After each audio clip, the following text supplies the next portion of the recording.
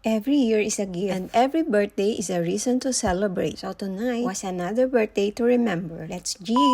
So dito nga sa lobby ng The Westin Hotel Doha, ayan nga at may pasorpresa pa ang pare nyo. In fairness, consistent siya. Every year nga ay hindi niya nakakalimutan magbigay ng flowers. Tinanong ko nga kung bakit yellow ang flowers, pero sabi niya wala naman daw special meaning at para maiba lang daw. Actually, one of my favorite colors ang yellow. O diba, ang pretty, ang thoughtful. Kaya naman love na love ko yarn. At dito nga sa seasonal taste kami magdi-dinner. Thursday night, Italian buffet. 6:30 PM nga magi-start. Pero napaaga kami ng dating. At naghintay nga kami ng ilang saglit. Kaya naman lalo akong nagutom. The best dito ang roasted turkey, beef steak, at itong mga prawns. Palagi ngang taob yan. Kaya kung babagal-bagal ka, ay lagi kang mauubusan. At nung oras na, syempre naman kami ang una. At yan nga ang mainam pag on time ka. Marami kasing kumakain dito. Kaya pag medyo late ka, ay talagang crowded na. At pinaghandaan ko nga ito. Maliban sa kape at tinapay earlier, ay first meal ko nga ito. Para naman masulit ang buffet kahit papano.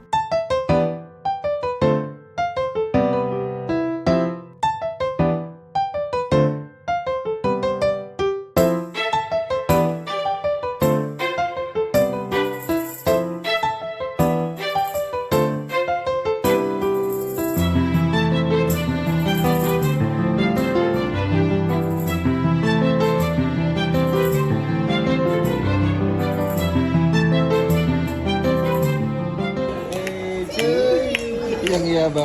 Happy birthday, happy birthday, happy birthday to you.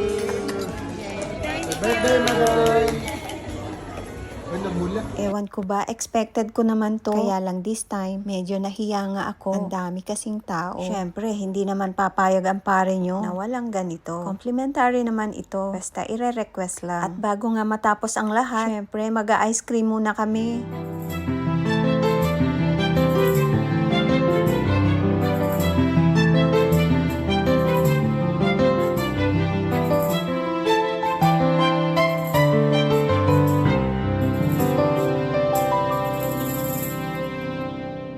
Moments like this reminds me how blessed I am. Thank you for celebrating with me and for the gifts. That's it for today's video. Thanks for watching. Bye!